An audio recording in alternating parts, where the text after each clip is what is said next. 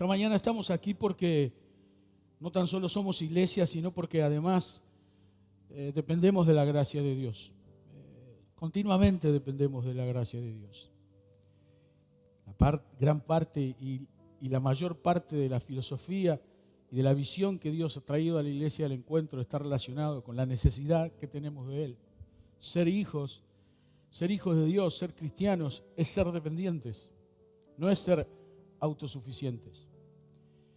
Y siempre que nosotros venimos a Jesús, por ejemplo, desde el día que encontramos con Él, desde el día que lo conocimos como Salvador de nuestras vidas, cuando nos encontramos con Jesús, del otro lado de la vida con Jesús siempre hay oposición.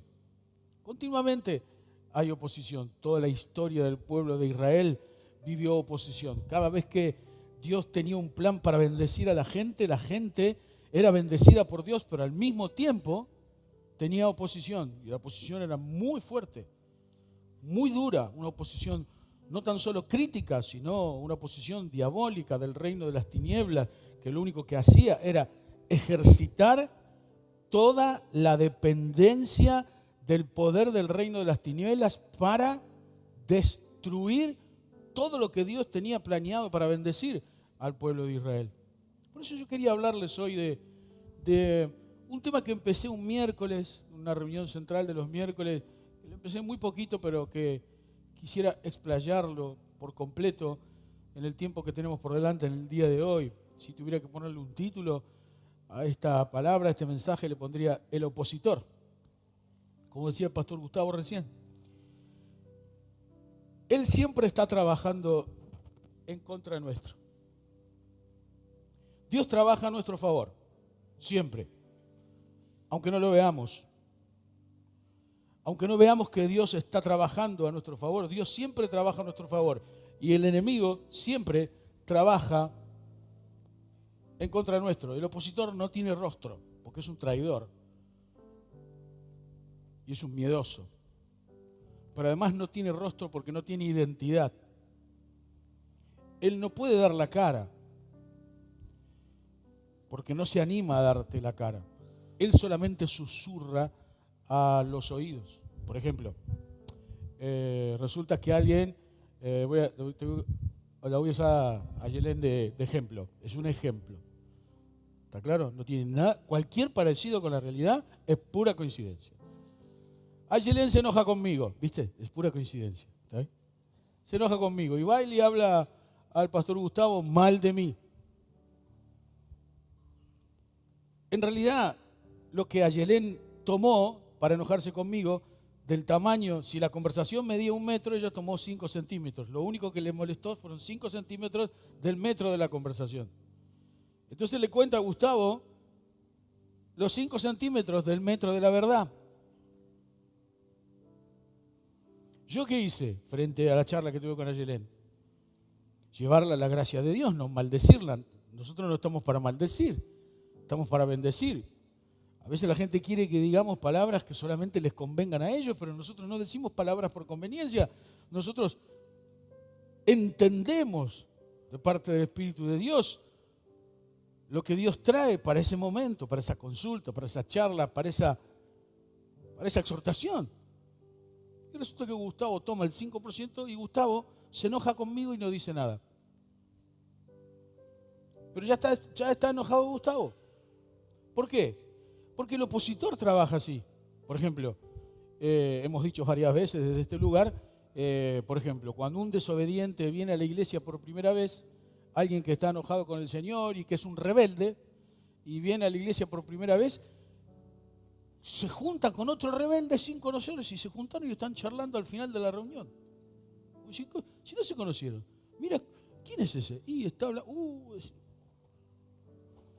El opositor es experto en esos trabajos. Él junta la basura con la basura. O sea, él no junta lo blanco o lo limpio con lo sucio. Él junta lo sucio con lo sucio para que haya más sucio. El opositor no tiene rostro. Tampoco tiene identidad.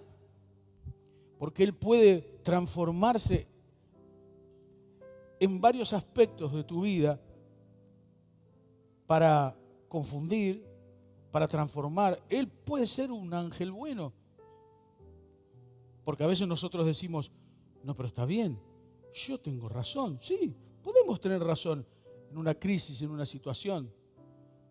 Podemos tener razón. Es más, casi seguro que tenemos razón, pero las razones muchas veces no tienen que ver con el plan y el proyecto de Dios. Muchas veces yo puedo tener razón en un enojo y me guardé el enojo y no lo compartí.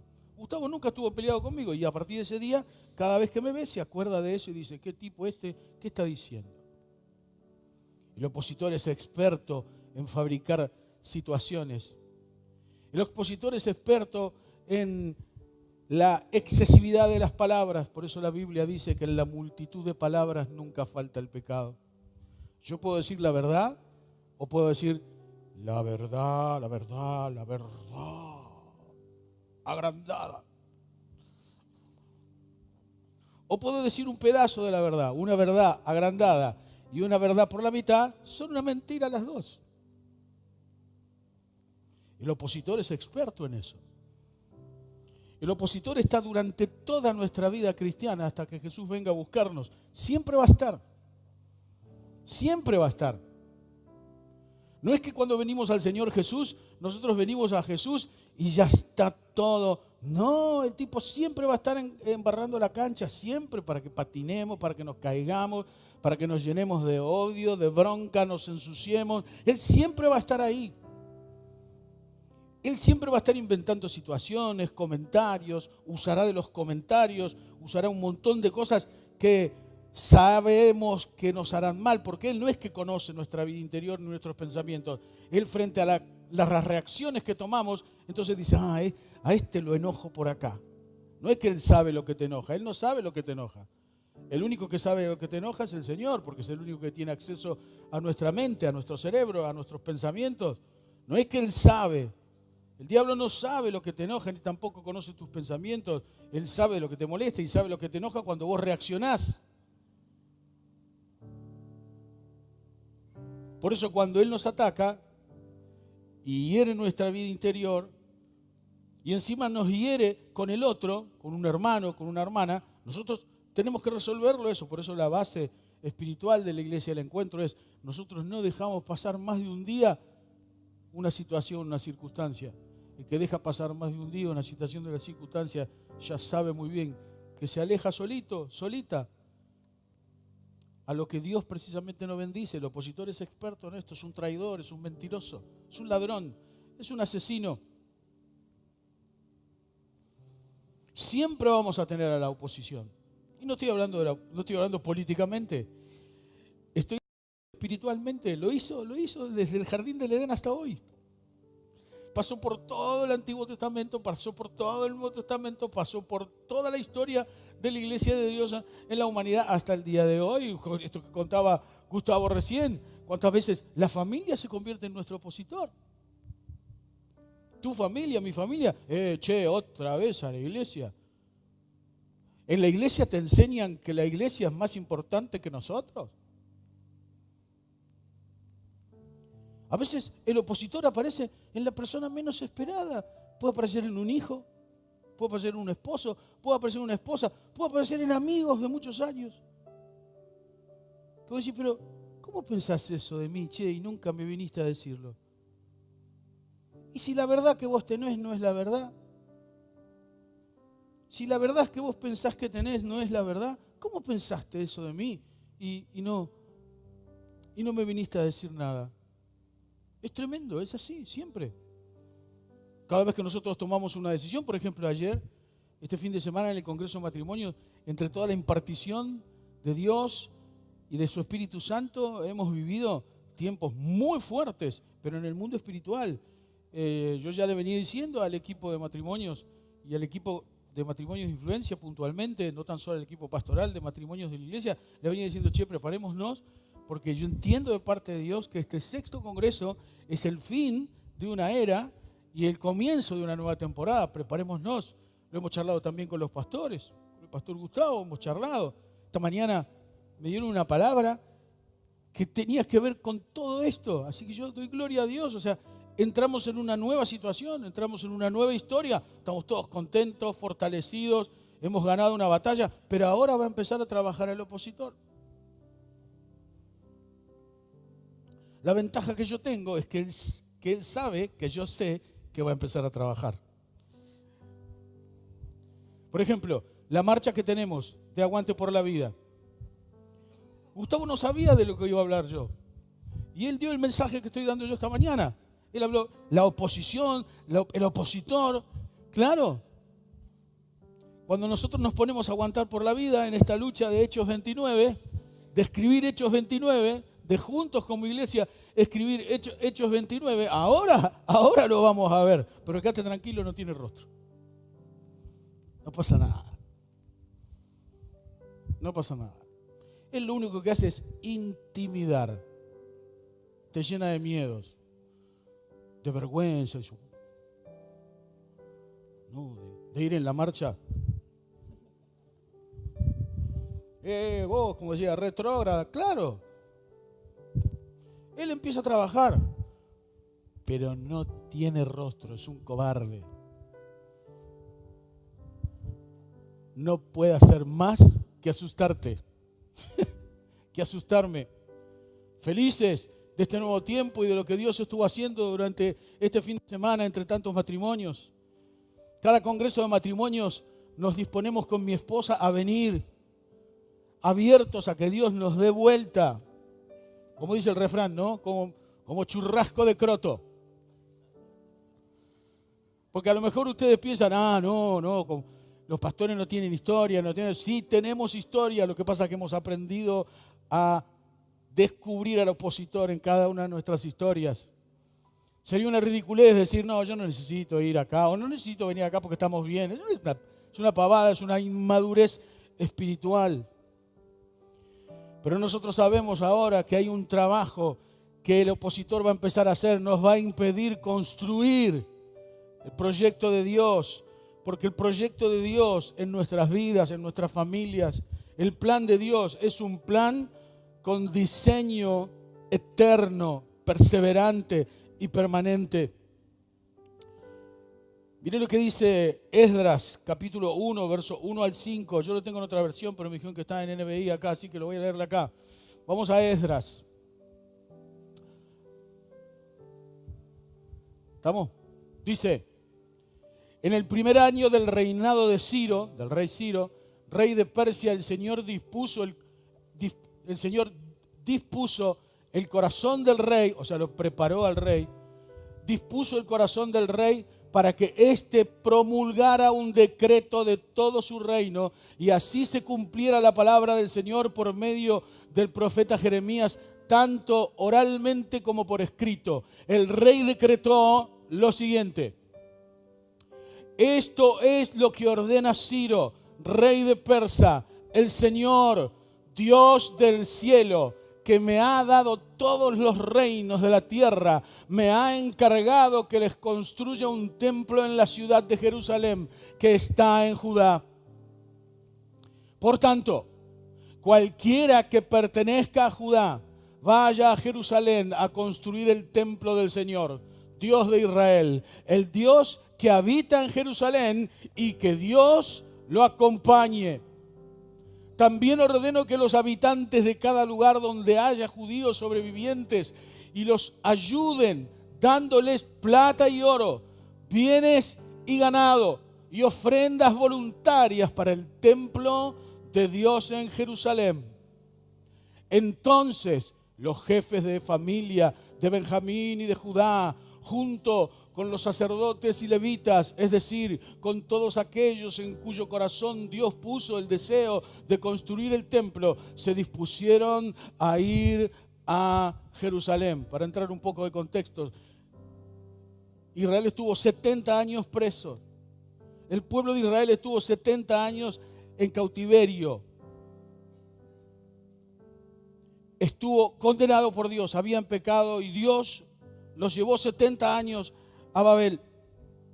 Estaban en otra tierra, los llevó 70 años, dice la palabra de Dios. Para entrar un poco en el contexto, Dios había decidido disciplinarlos, no castigarlos. Había decidido disciplinarlos, llevándolos a estar viviendo en Babilonia 70 años. 70 años de cautiverio, 70 años presos. Y resulta que un día el Espíritu Santo de Dios habla con el rey Ciro y le dice, che, liberá a mi pueblo, volvélos a Jerusalén. Pero liberalos para que me construyan un altar de adoración y un templo. Dice, la orden que les dio, dice el versículo 3, les ordeno, les digo que los liberen a Jerusalén. Y dice el Señor del cielo, dice el Dios de los ejércitos del cielo, construyan un altar en Jerusalén. Es entonces que todo el pueblo de Israel vuelve a Jerusalén, vuelven a casa. Dios los había perdonado, los había liberado. Dice la palabra de Dios que en Jeremías 20:10, esto es algo que ya se había profetizado.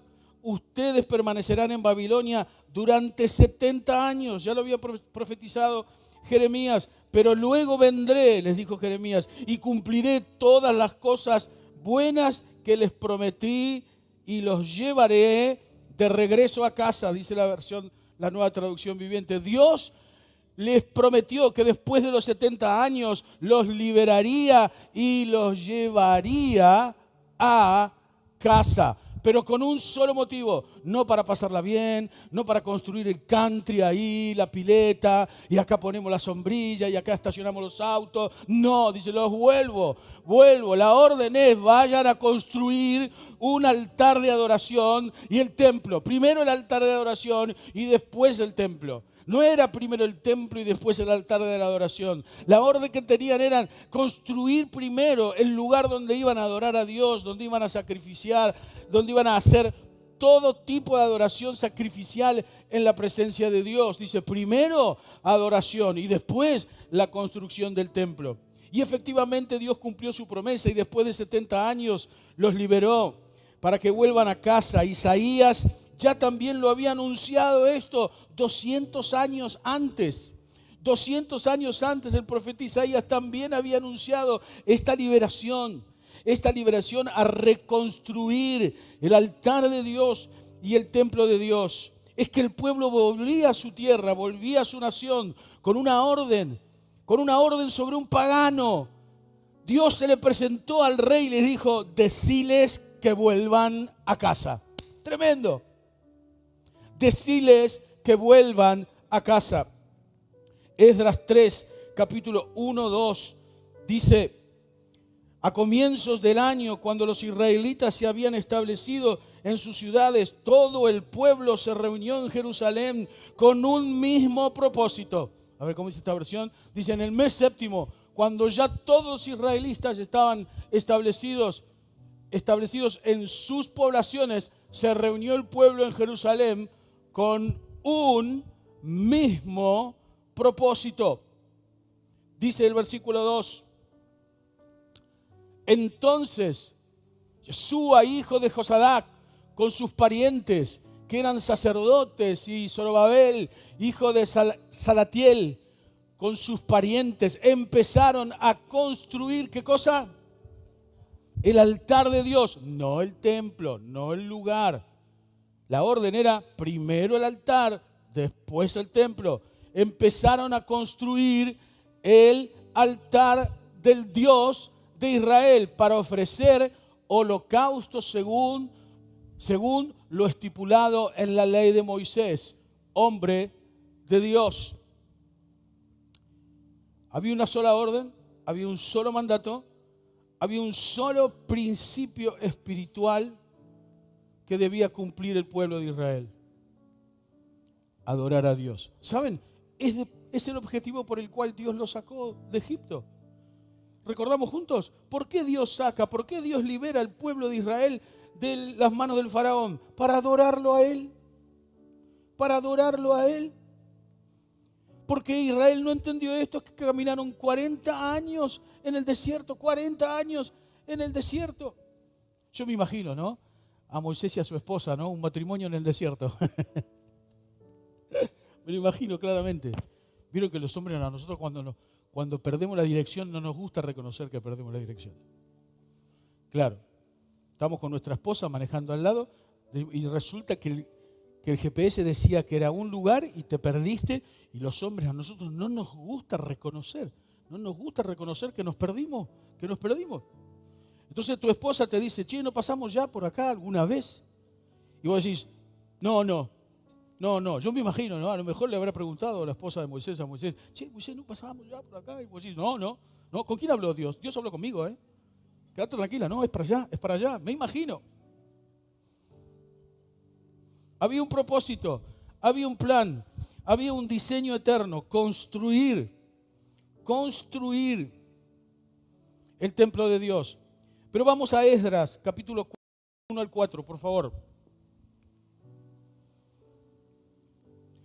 Dice, ¿quiénes? Mirá, cuando los enemigos del pueblo de Judá y de Benjamín se enteraron que los repatriados estaban reconstruyendo el templo del Señor Dios de Israel, se presentaron ante Zorobabel y ante los jefes de familia y les dijeron, permítanos participar en la reconstrucción. El enemigo siempre empieza colaborando. Dice, che, a ver, ¿puedo participar? Por eso tenemos que estar siempre atentos.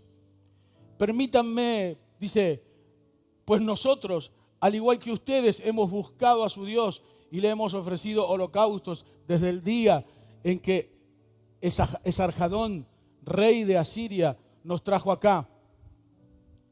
Pero Zorobabel, Yeshua y los jefes de las familias de Israel le respondieron, no podemos permitir que ustedes se unan a nosotros en la reconstrucción del templo de nuestro Dios. Nosotros solos nos encargaremos de reedificar el templo para el Señor, Dios de Israel, tal como lo decretó Ciro, rey de Persia. Entonces, los habitantes de la región comenzaron a desanimar. ¿Y a qué cosa?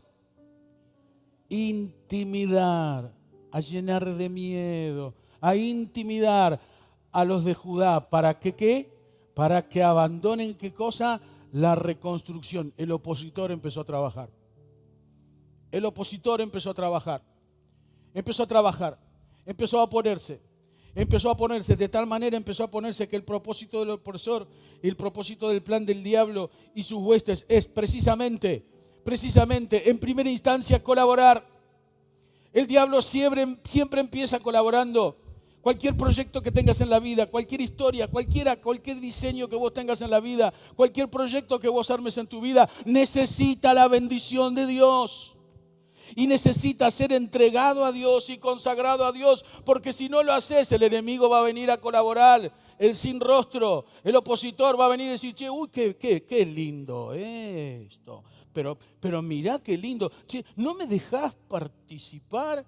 La participación no está relacionada a la construcción, la participación está relacionada a meterse adentro de tu vida interior, a meterse adentro del interior de tu proyecto y destruirlo, porque Él no quiere construcciones que honren el nombre de Dios y que adoren al Señor. Siempre va a pasar, así que no le tengas miedo a tu familia, no estés preocupado por lo que te dicen, no estés preocupada por lo que piensan. Vos ponete firme, que el Dios de los ejércitos del cielo te va a acompañar continuamente siempre, pero hay que aprender a ver al opositor, como lo hizo Zorobabel. Dijo, no. Va, capaz que no fue así, pero puede haber sido para ti. No, miren, no tenemos permitido. Dios no nos dijo que nos iba a mandar colaboradores. Dios nos ordenó a nosotros hacer el templo. Dios en ningún momento nos dijo que nos iba a mandar colaboradores. ¿Cómo colaboradores? Por eso tenemos que estar atentos. Tenemos que tener nuestra parabólica abierta a la palabra, al poder y a la gracia del Espíritu Santo de Dios, que continuamente está mandando mensajes codificados para que los podamos entender y aplicar esos mensajes que el Espíritu Santo de Dios trae a nuestra vida para construir en el ámbito de lo que Dios dice, de lo que Dios piensa y de lo que Dios ordena. No dejemos entrar, no le creas al sin rostro, no le creas al opositor. El opositor lo único que hace es meterse en el centro de tu proyecto de vida para prenderlo fuego, para inundarlo, para destruirlo. No lo hagas, no lo hagas. No le tengamos miedos a las intimidaciones. Él comienza intimidando. Él es un experto en intimidación. Lo he hablado y lo he predicado aquí cientos de veces. El diablo es un experto en llenarnos de miedo, porque él sabe que si el miedo entra, el amor de Dios se va. Y el lugar que tiene que ocupar el amor de Dios lo empieza a ocupar el miedo, los problemas, las ansiedades, las preocupaciones. Por eso él intimida, es la única arma poderosa que tiene. Él intimida. Y cuando intimida, lo único que hace es frizarnos, frenarnos, dejarnos paralizados para que no continuamos construyendo. Fíjate lo que dice Esdras 4:24. Dice, de este modo, el trabajo de reconstrucción del templo de Dios en Jerusalén, ¿cómo quedó? Decilo fuerte, ¿cómo quedó? Empezaron a atacar. Los opositores fueron a hablar con el rey en Jerusalén. Le dijeron, escúcheme, rey, estos tipos van a construir un templo y no le van a pagar un solo impuesto. ¡Mentira! Eso fue lo que pasó. Cuenta la historia de la palabra de Dios que fueron todos, se unieron, como no pudieron romperlos adentro, entre ellos, con ellos, fueron al rey como si fueran al intendente de Esteban Echeverría y le digan al intendente, escúcheme, los de la iglesia del encuentro, ¿sabe qué? No le van a pagar más impuestos, están construyendo acá, están construyendo allá, ahora van a poner una escuela secundaria, escúcheme, van a poner, nosotros sabemos y entendemos que esa escuela secundaria que van a poner el año que viene es una escuela que no le va a pagar impuestos, señor intendente. ¡Mentira! Mentira, porque iban a estar pagando todo lo que la ley les iba a pedir. Entonces dice que se suspendió hasta el año segundo del reinado de Darío, rey de Persia. Detuvieron lo que Dios había ordenado, detuvieron la construcción del poder de Dios, destruyeron la construcción de adorar a Dios, destruyeron la construcción de la libertad, destruyeron todo tipo de proyecto, de plan. Dice que el pueblo de Israel se asustó en demasía. Fue tan fuerte la presión, fue tan fuerte la intimidación de la oposición que el pueblo se rindió. Dijo, no, chao, y tiraron las palas, tiraron los picos. Digo, bien, ¿se usan picos todavía? Sí, ¿no? Sí, ¿no? Yo no sé ni cómo usarlos, pero aparte, si me agacho a levantarlo, me muero. Pero se usa, dije, tiraron todo. No, paremos, no, vamos, no, dejamos, no. Estaban construyendo el altar de adoración. El problema no era con la construcción del templo, el problema era con la construcción del altar de la adoración, porque cuando el diablo nos ve adorando, el diablo ve que la presencia de Dios viene a nuestra vida, que la persona de Dios viene a nuestra vida, que el plan de Dios viene a nuestra vida, que el Espíritu Santo de Dios viene a nuestra mente, a nuestra alma, a nuestra vida interior, y siempre nos trae riqueza, prosperidad. Nunca debemos dejar entrar al colaborador de la oposición en todos y cualquiera de nuestros proyectos.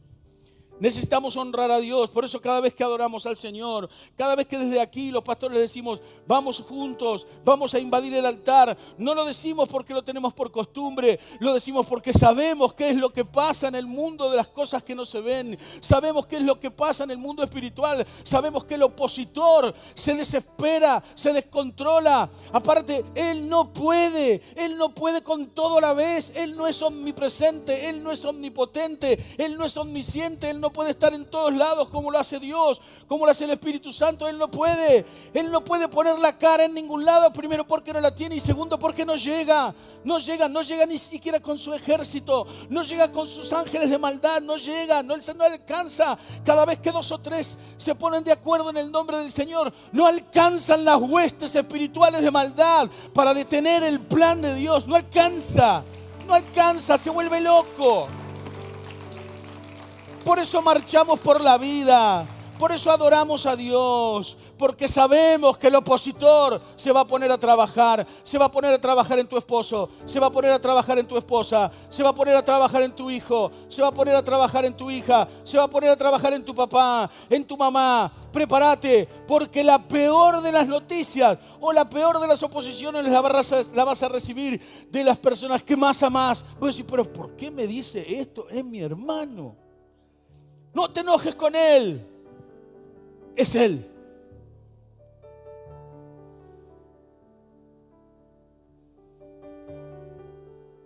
Es Él. Por eso nunca nosotros podemos decir, bueno, ¿sabe qué, pastor? Es que yo no sabía que esto me iba a pasar.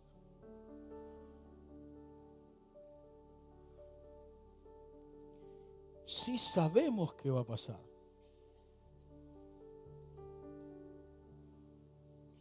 Porque cada decisión espiritual que nosotros tomamos, del otro lado de la línea de bendición, está todo el ejército de la oposición preparado para intimidarnos, para desmotivarnos. Cada vez que nosotros establecemos una raya, o sea, marcamos la cancha, todo el ejército de la oposición se pone a trabajar en nuestra contra. Por eso, déjame decirte así, en inglés, para que nos entendamos bien. No aflojemos ni por un tranco de pulga, dirían en el campo. No aflojes, no aflojes, no te dejes intimidar, no aflojes, no aflojes, ni con la angustia más grande, ni con la bronca o el enojo más grande, ni con la palabra inesperada de ese ser amado y querido que un día te dijo, che, ¿cuándo vas a venir a casa? Más que cuando vas a la iglesia. Este es un clásico, el que decía el pastor Gustavo. Muchas veces nuestra propia familia no lo entienden. Yo tengo a mi mamá que vive en la zona norte del Gran Buenos Aires. Vive en Vicente López. Es bastante lejos de acá. Tiene 87 años cumplidos, la vieja. Y está bárbara, ¿no? También, como mi suegro. Los que no se mueren más, ¿no? Está bárbara. Y un día mi mamá me llama y me dice, no me acuerdo dónde conté esto. Hace poquito creo que fue en alguna de nuestras salidas, ¿no? Pero un día mi mamá me llama por teléfono y me dice así. Mi mamá, no la tía, un amigo, una amiga, mi vieja. Mi amada vieja, esa que hizo, como yo digo siempre, ¿no? Que hizo de pastas carnes para nosotros, ¿no? Yo tengo un hermano menor, 5 años menor. Y mi vieja me llama por teléfono una mañana y me dice, escuche, hola, ma, ¿cómo estás? Yo bien, ¿y vos? Uno ya decodifica el lenguaje de las madres, ¿viste? Porque las mamás son mujeres. Qué sabiduría, ¿no? La del pastor, ¿eh? Claro, las mamás son mujeres, entonces ellas piensan lo que vos pensás. Además son tus mamás, peor todavía. Entonces mi mamá dice, ¿te paso una pregunta? ¡Bum! Ahí literalmente mi señora sabe lo que estoy contando porque me senté. Le digo, sí, ma, dale, preguntá. ¿Vos estás esperando que yo me muera para venir a verme?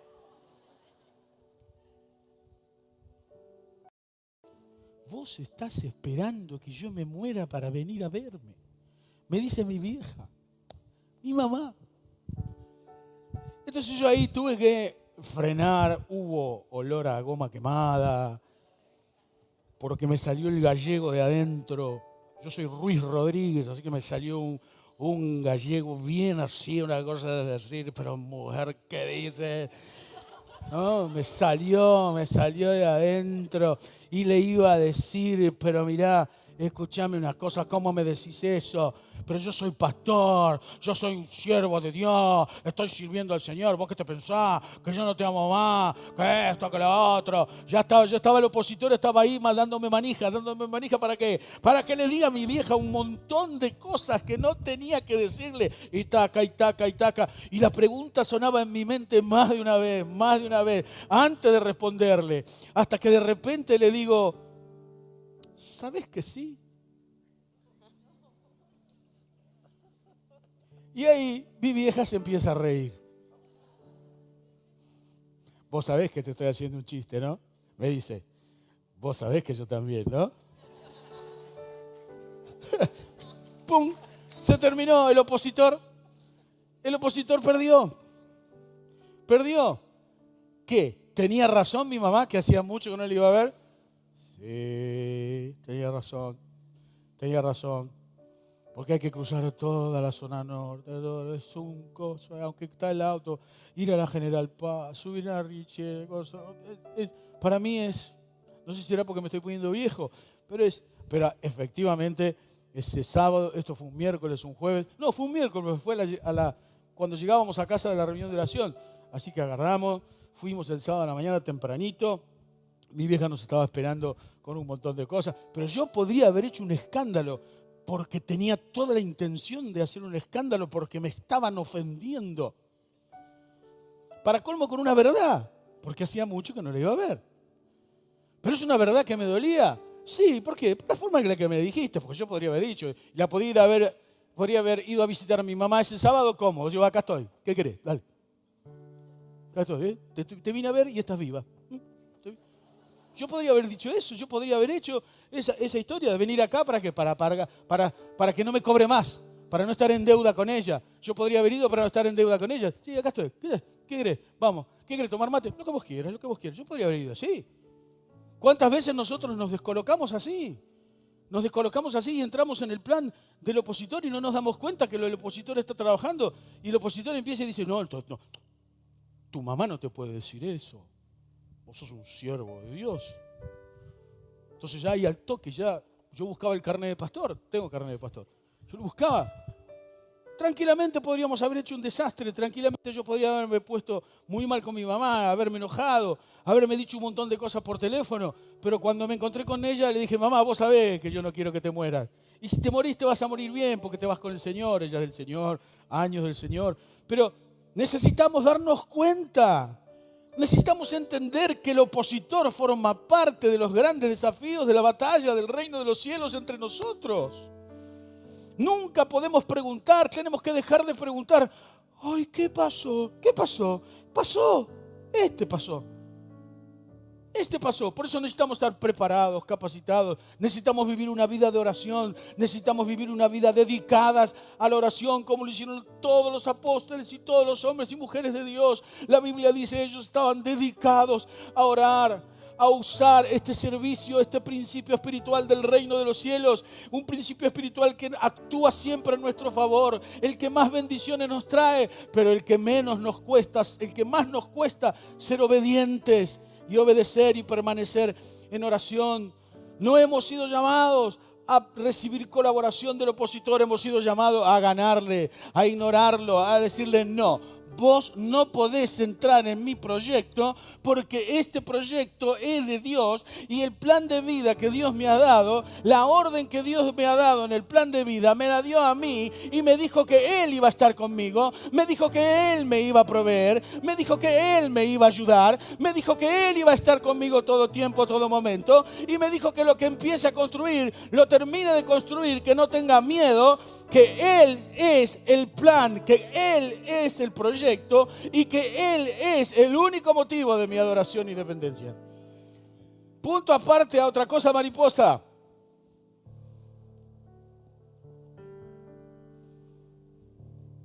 Dice Esdras, no lo voy a leer, son muchos textos para el tiempo que tenemos. Pero el capítulo 4, del versículo 6 al 13, dice que mucho más adelante el pueblo entiende esto. El pueblo entiende la oposición. El pueblo entiende que se llenó de miedo. El miedo siempre va a estar. La intimidación siempre va a estar. El opositor siempre va a estar. Juan capítulo 15, versículo 20, dice el Señor Jesús, recuerden lo que les dije, un siervo no es más que su amo. Si ellos me persiguieron, también los van a perseguir a ustedes. Si el opositor estuvo con Jesús, si el opositor estuvo oponiéndose a Jesús, Desde que Jesús empezó su ministerio, desde que Jesús tuvo 7 años y fue al templo, a partir de ese día, el opositor empezó a trabajar. Si Él lo hizo conmigo, lo va a hacer también con ustedes. Qué difícil es decir amén a esto, qué difícil es decir sí, es verdad. Si Él fue varón de dolores, si Él fue experimentado en quebrantos, ¿por qué nosotros no vamos a tener dolores? ¿Por qué nosotros no vamos a tener quebrantos? Es porque Él tuvo quebrantos y experimentado en dolores. Es porque Él lo vivió, es porque Él lo pasó, es que Él puede llevar nuestras cargas. El opositor siempre va a estar. 2 Timoteo 3:12, pues todo el que pertenezca a Jesucristo y quiera vivir dedicado a Dios, ¿qué dice? Será perseguido. Hola, buenos días a todos. Si vos querés dedicarte al Señor, si vos querés servir a Jesús, si vos querés honrar a Dios con tu vida, trayendo la presencia de Dios a tu vida, a tu altar, a tu casa, a tu familia, si vos querés que el plan de Dios sea el plan de tu vida, te va a perseguir. Te va a perseguir. Lo hizo con Jesús, lo va a hacer con nosotros, lo hace con nosotros y lo hará con nosotros hasta que Jesús venga. ¿Sabes por qué es un obstinado el tipo este? Porque es un obsesivo. Porque es un obstinado y un obsesivo. Porque está herido de muerte. Porque se le termina, le queda poco tiempo. Le queda poco tiempo. ¿Por qué? Porque el Señor dijo: a mi tiempo todavía hay muchos más que tienen que venir a mi reino. Eso lo enloquece a Él. Como Él no sabe cuántos entrarán, cuántos más vendrán al reino. Como Él no sabe, entonces se desespera. Él actúa. Actúa en tus seres queridos, como te dije antes. Actúa en la persona menos esperada. Él actúa. Si lo hicieron con Jesús, lo va a hacer también con vos. Dice el apóstol Pablo en 2 Timoteo 4:5, pero tú debes mantener la mente clara en toda situación, dice la Nueva Traducción Viviente. No te dejes atacar, no te dejes embrollar ni meterte los pensamientos que el diablo quiere que ingreses en tu vida interior y en tu mente. Dice, tú debes mantener la mente clara en toda situación. Tú, por el contrario, sé prudente en cuántas circunstancias. ¿En cuántas? ¿En cuántas? En todas. En todas las circunstancias. No necesitamos colaborador. Dios nos dijo que Él lo iba a hacer usándonos a nosotros. No te necesitamos. No te necesitamos. Cumple, dice, en toda situación. Soporta, ¿qué cosa?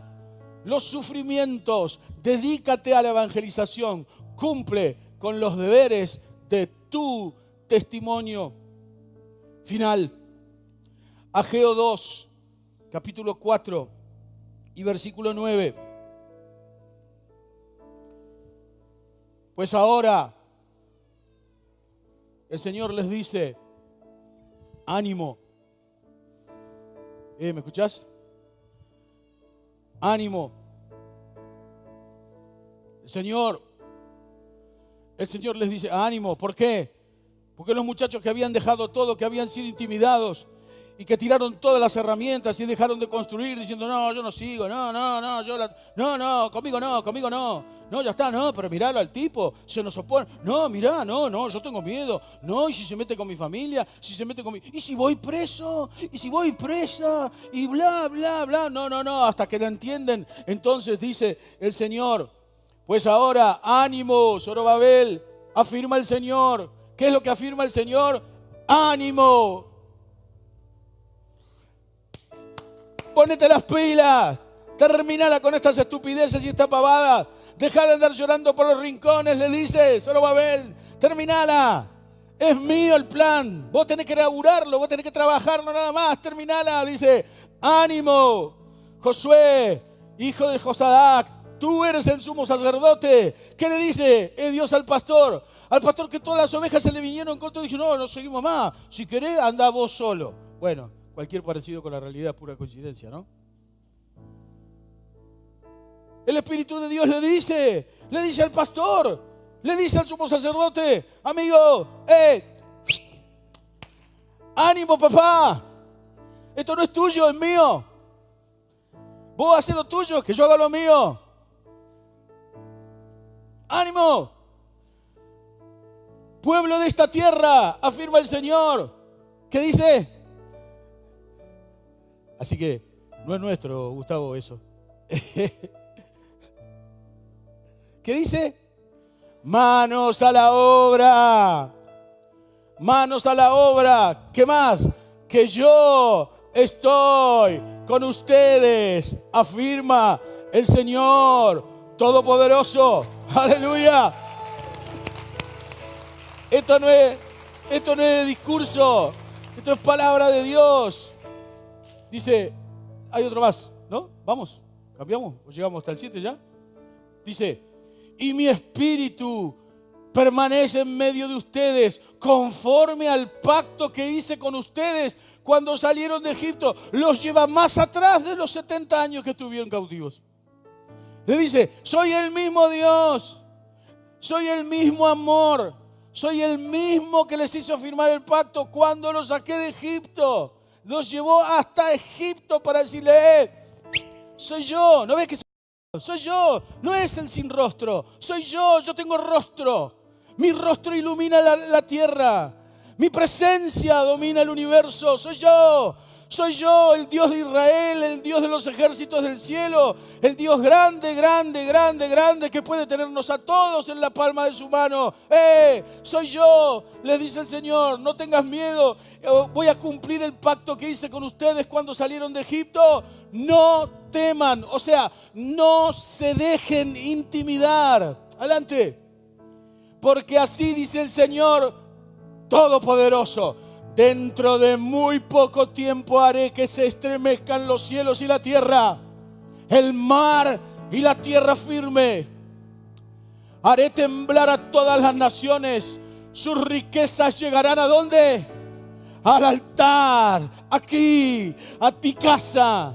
Yo soy el Dios de esa casa. Voy a hacer temblar a las naciones y las riquezas vendrán a esta casa que yo estoy construyendo. Manos a la obra.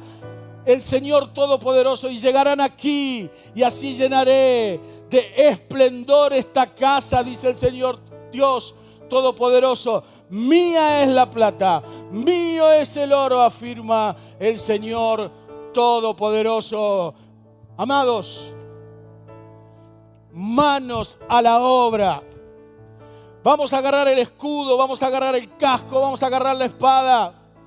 ¿Cómo me hubiese gustado esta mañana poder tener una pala, un pico, algo y decir, che, vamos, vamos, vamos, vamos, vamos, vamos. Hay mucho más de Dios para nosotros. Hay mucho más de Dios para tu casa. Hay mucho más de Dios para tu familia. Hay mucho más del Señor para tu economía. Hay mucho más del Señor para tus planes, para tus proyectos. Vamos, vamos, vamos. Yo soy el Dios grande. Yo soy el Dios de los ejércitos del cielo. Yo soy el Padre de Jesucristo. Yo soy el Hijo, dice el Señor. Yo soy el Hijo que murió y resucitó para que el sueño del Padre se cumpla. Yo estoy con ustedes. Mi pacto es igual que aquel día que lo saqué de Egipto. Si lo hicieron con Jesús, lo van a hacer también con ustedes. Pero tranquilos, tranquilos, no tengan miedo. Manos a la obra. Y cuenta más adelante que la palabra de Dios dice, la palabra de Dios dice que todos fueron y agarraron el martillo, agarraron la pala, agarraron el pico, agarraron el... agarraron y decían, vamos, esto es de Dios, esto no es nuestro, esto es del gran Dios Todopoderoso, el Rey de los ejércitos del cielo. Vamos a construir primero el altar de adoración y después el templo y la casa de Dios. Te llamo esta mañana a entender y a ver la identidad del opositor. Esta identidad falsa, esta cara sin rostro que no tiene poder sobre la soberanía de Dios, que dice, manos a la obra. ¿Será que esta mañana aquí hay entre nosotros esos obreros, esas obreras, esos trabajadores del reino, esos obreros, esas obreras? ¿Será que esta mañana hay aquí quienes quieran volver a ponerse el casco y decir, me pongo la gorra, me toca a mí? ¡Pah! Dame la pala, dame el pico, dame el martillo, dame no sé qué, la retroexcavadora. No sé si se dice así, mirá lo que te digo. No sé si se dice así, pero decir, Señor, yo voy a construir el altar de adoración en mi vida. Yo voy a luchar contra el opositor. Lo voy a hacer y lo voy a hacer en el nombre de Jesús. ¿Será que esta mañana está aquí ese hombre, esa mujer, esa familia? ¿Será que estás aquí esta mañana y que decís, no, yo me di por vencido, pastor? Yo me di por vencida, hace rato que vengo peleando, hace rato que vengo hablando. No, yo me di por vencido, yo me di por vencida. No. El Señor te dice, no te dejes intimidar. No tengas miedo. Manos a la obra. Gloria a Dios. Cerrá tus ojos allí donde estás, por favor.